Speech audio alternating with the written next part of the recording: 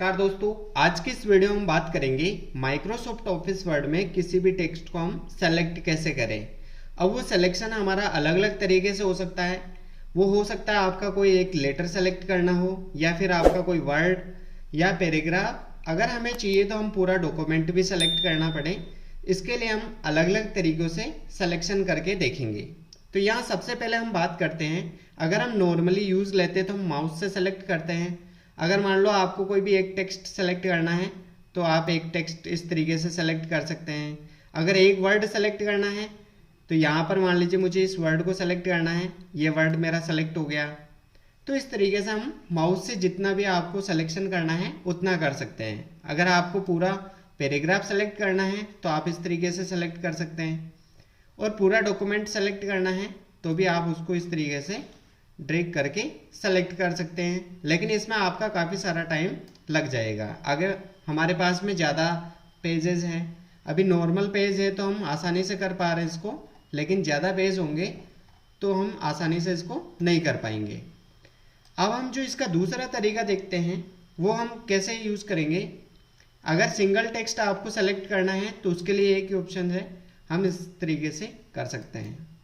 या फिर हम दूसरा जो आगे यूज़ करेंगे, अगर मान लीजिए आपको क्लिक पता हो कि माउस के क्लिक से भी ये सिलेक्शन होते हैं तो आप आसानी से अपने टेक्स्ट को सेलेक्ट कर सकते हैं। एग्जाम्पल, अगर मान लीजिए मैं इसकी साइज़ बढ़ा देता हूँ, यहाँ पे ये मैंने फ्लावर की साइज़ बढ़ा दी है, इसको बोल्ड कर देता हूँ। अगर मुझे ये वाला सेलेक्ट करना है वर्ड तो मैं क्या करूँगा, यहाँ पे डबल क्लिक कर दूँगा।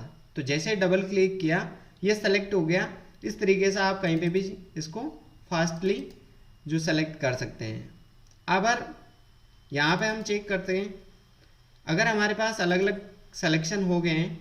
अगर मुझे मान लीजिए एक लाइन को सेलेक्ट करना है, यहाँ मैंने एक वर्ड को सेलेक्ट किया लेकिन यहाँ पे मुझे एक लाइन को सेलेक्ट करना है। उसके लिए आपको जो आपका रूलर होता है उसके बाद जो आपकी मार्जिन है, जो पेज की खाली जगह होती है, वहाँ किसी भी लाइन के सामने आप क्लिक करेंगे तो वो लाइन सेलेक्ट हो जाएगी।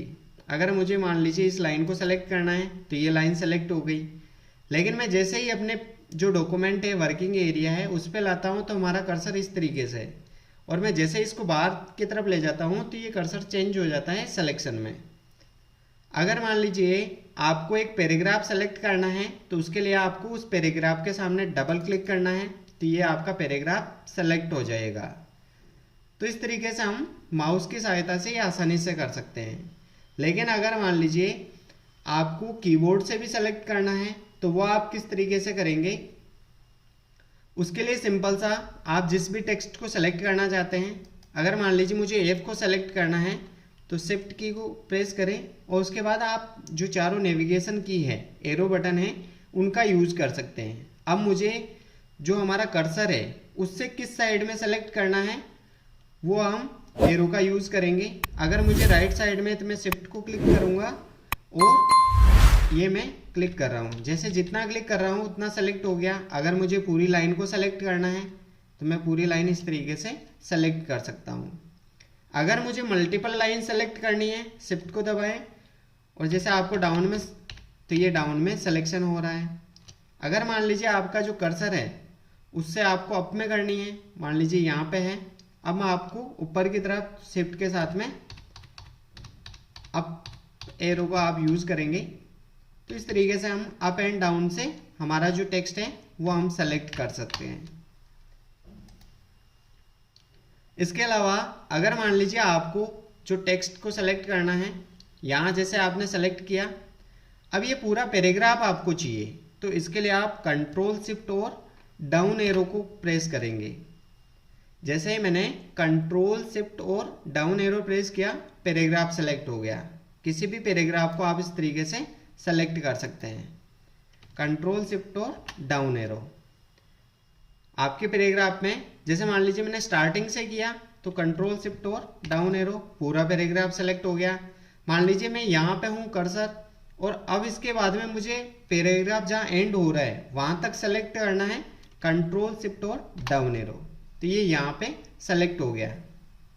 यहाँ हमने पैराग्राफ को तो सेलेक्ट कर लिया, लेकिन अगर मुझे डॉक्यूमेंट के एंड तक सेलेक्ट करना है या फिर डॉक्यूमेंट के अब तक सेलेक्ट करना है तो वो मैं कैसे करूँगा, यहाँ जैसे ही मैंने क्लिक किया और कंट्रोल शिफ्ट और डाउन एरो को प्रेस किया तो यहाँ मेरे पैराग्राफ तक हो रहा है।